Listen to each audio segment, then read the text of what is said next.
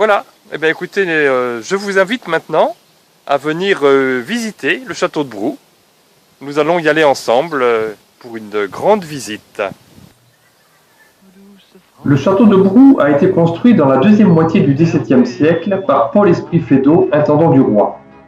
Le château a ainsi appartenu, et pendant près de 2 siècles, à l'une des familles parlementaires parisiennes les plus importantes, les Feydeau. Mais en 1844, la famille Feydeau n'ayant plus de descendants, le domaine fut alors acquis par Charles Floréal Thiebaut, fondeur en bronze d'art à Paris. Depuis cette date, le château de Brou est resté la propriété de la même famille. Le château a été classé monument historique en 1984 et ses façades ont été entièrement restaurées entre 1989 et 1992.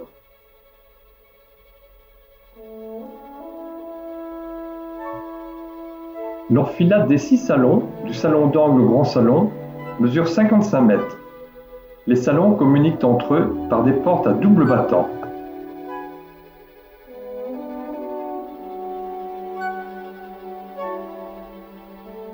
Tout en pierre, le vestibule, pièce centrale du château, comporte 4 jeux de 2 colonnes et lors des réceptions est réservé à la danse. D'importantes modifications ont eu lieu au XVIIIe siècle, comme par exemple la suppression d'un escalier monumental dans ce vestibule, afin de donner plus de place pour des chambres au premier étage. À la place, 2 escaliers ont été construits à chaque angle des 2 ailes du château.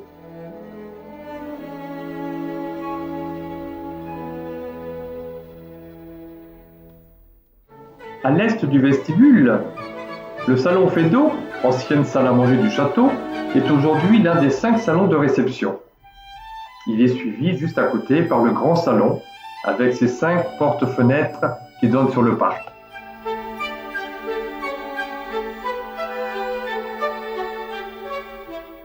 À l'ouest du vestibule, le grand salon bleu, le petit salon fait entièrement de boiseries naturelles, et enfin le salon d'angle.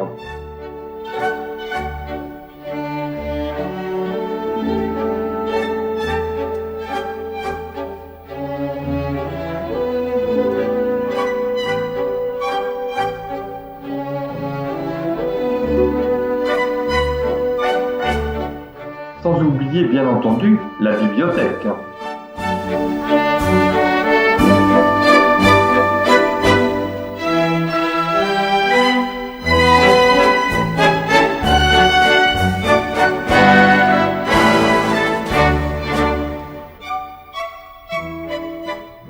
Mais empruntons l'un des 2 escaliers pour arriver au premier étage et admirer la galerie des ancêtres qui mesure 25 mètres. Elle est située dans le corps central du château et desservait hier toutes les chambres du premier étage.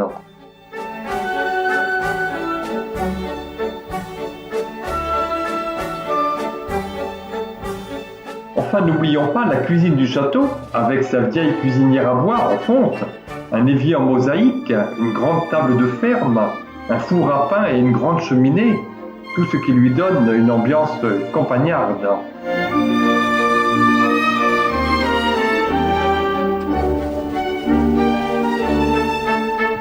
Le pigeonnier datant du XVIe siècle est attenant au commun. L'intérieur est creusé de milliers de moulures demi-cylindriques que l'on appelle des boulins, où étaient élevés des pigeons.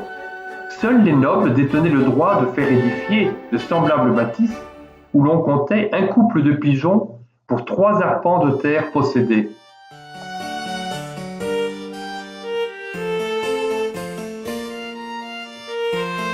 Située sous le pigeonnier, une grande cave voûtée avec un pilier central qui servait pour entreposer des fruits.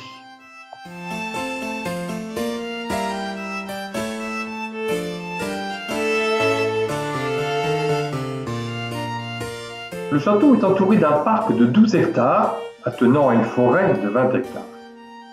Le parc se compose de jardins, prairies, bosquets et d'un étang alimenté par de l'eau de source. Le ru de Chantraine, affluent de la Marne, traverse également le parc.